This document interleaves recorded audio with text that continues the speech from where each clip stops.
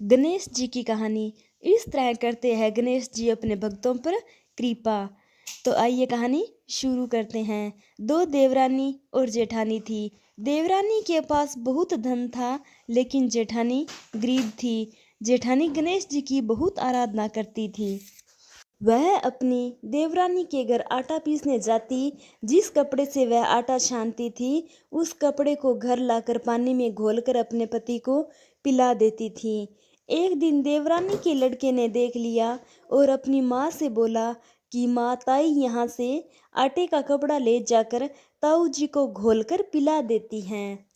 ऐसा सुनकर देवरानी बहुत गुस्सा हुई और जेठानी को बोली कि मेरे घर से आटा छानने के बाद कपड़ा यहीं पर रखकर हाथ धोकर जाना है। वह ऐसा ही करने लगी, लेकिन जब वह घर जाती तो उसका पति बोलता कि मुझे आटा घोल कर दे, बहुत भूख लगी है। जेठानी ने बोला कि आज उसने आटे का कपड़ा रख लिया। तब उसका पति गुस्से में आकर उसको मारने लगा। उस रात वह गणेश जी करते सो गई। उस रात उसके सपने में गणेश जी आए और उन्होंने पूछा कि क्यों सो रही हैं। वह बोली कि मेरी देवरानी के घर से आटा छानने का कपड़ा लाकर मेरे पति को घोलकर पिलाती थी। आज उसने कपड़ा रख लिया, मैं पिला नहीं सकी, इसलिए मेरे पति ने मुझे मारा। गणेश जी ने कहा कि मैं घर घर से तिलकुट खाकर आया हूँ, इसलिए मुझे सोच जाना है, कहाँ पर जाऊँ।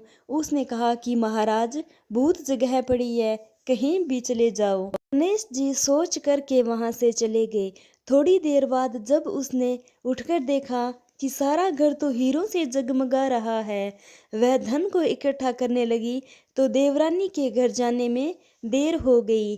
देवरानी ने लड़के को भेजा कि देख कर आओ आज ताई क्यों नहीं आई। लड़की ने आकर देखा कि ताई के घर में तो बहुत सारा धन हो रहा है। उसने जल्दी से जाकर अपनी माँ को बताया। देवरानी दौड़ी दौड़ी आई और पूछा कि तेरे यहाँ इतना धन कहाँ से आया। तब जेठानी ने सारी बात बता दी। इतना सुनकर देवरानी घर पर आई और अपने पति से बोली कि मुझे भी लकड़ी से मारो। जेठानी के पति ने उसे लकड़ी से मारा। उसके घर बहुत धन हो गया। उसका पति बोला कि तू धन की भूखी क्यों मार खाती है, लेकिन देवरानी नहीं मानी। उसके पति ने उसे खूब मारा। वह सारा मकान खाली करके गणेश जी का नाम लेकर सो गई। गणेश जी आए और बोले कि मैं घर घर से तिलकुट खाकर आया हूँ, इसलिए मुझे सोच जाना है, कहाँ पर जाऊँ। तब वह बोली कि महाराज, मेरे तो बहुत बड़ा मकान है, कहीं पर भी चले जाओ। गणेश जी सोच करके वहां से अंतर्ध्यान हो गए। थोड़ी देर बाद वह उठकर देखी तो उसने देखा कि घर में तो बहुत सारा कूड़ा कचरा रखा हुआ है।